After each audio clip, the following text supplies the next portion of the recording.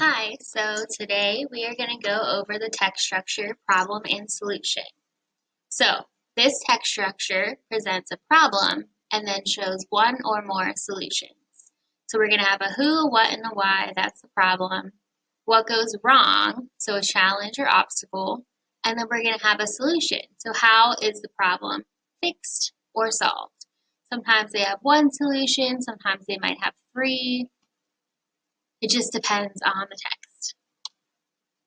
So here are some signal words: problem, issue, since, as a result, solution, idea, so, leads to, and causes.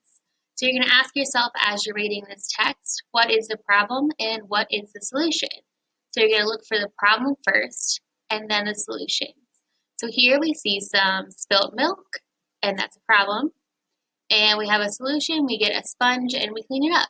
It can be as simple as that. So now we have an example of our boy Johnny. Johnny has a big assignment due on Sunday. The issue is that he also wants to watch the football game on Sunday, have a Zoom call with his friends, and get a good grade. He wants to do all three things, so he comes up with an easy solution. Since he will be busy on Sunday, Johnny will finish his assignment early on Saturday instead. So if you see any signal words here that we just went over, pause the video and see if you can identify those signal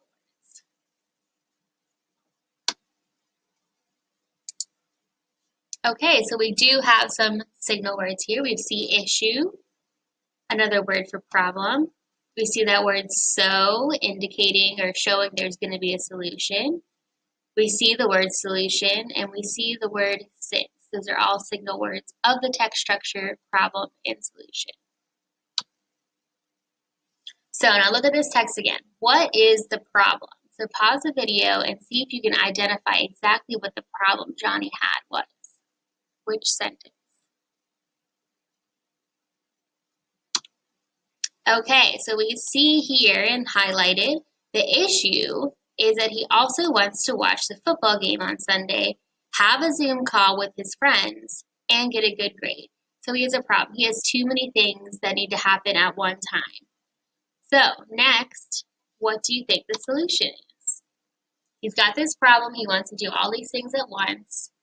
And what does he do? What's his solution? How does he solve this problem? Okay, so the last sentence shows his solution. Since he will be busy on Sunday, Johnny will finish his assignment early on Saturday instead. So he has a problem. He's got too much to do on Sunday, so he's just going to get a head start on that assignment and finish it on Saturday so he can have Sunday free to do what he wants.